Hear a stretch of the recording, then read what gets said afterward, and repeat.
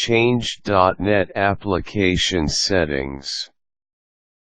One of the basic components of any Windows-based application is its forms, because these provide users with the platform to interact with the application. The Winform or Windows Forms tool is the primary instrument of the .NET framework for creating such forms. Winforms require critical data for the application to function, but such data does not necessarily have to be crammed in with the programming code. It would be much more efficient for this data to be in a separate file stored locally on the client computer. This allows the data to be modified without having to recompile the programming code.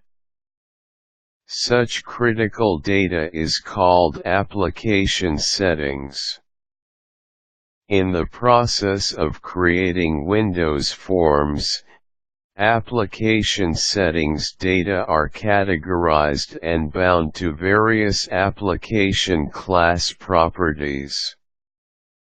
It is of course up to the programmer how to define and control the relationship between form and data within the limitations of the .NET application he is using to design the program. Use Visual Studio. Programmers and software developers naturally have their own preferences in software design and code editor applications. But when it comes to making Windows-based applications, Visual Studio is apparently the most appropriate one to use. Besides having an integrated Winform tool, the design application is a complete package that provides programmers with everything they may need, from code editing to debugging. Select the specific Winform. With Visual Studio launched and your application loaded, navigate to the particular Winform whose application settings data you wish to modify. Run the property editor. On the property editor is a list.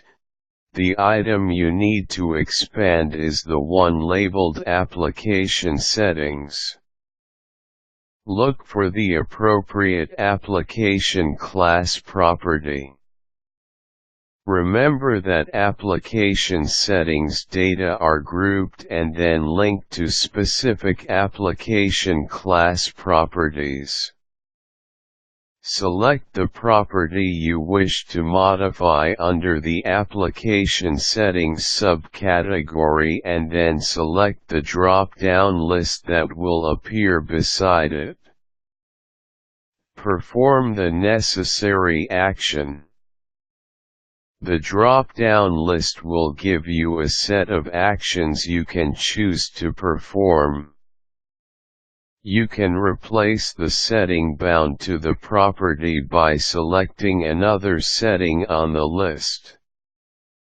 You can create a new setting for the property by clicking on New. Finally, you can unbind the current setting by clicking on None. Besides containing important information directly associated to the operation of the program, application settings data also include user preferences and default user settings, two often sought-out features of Windows-based applications.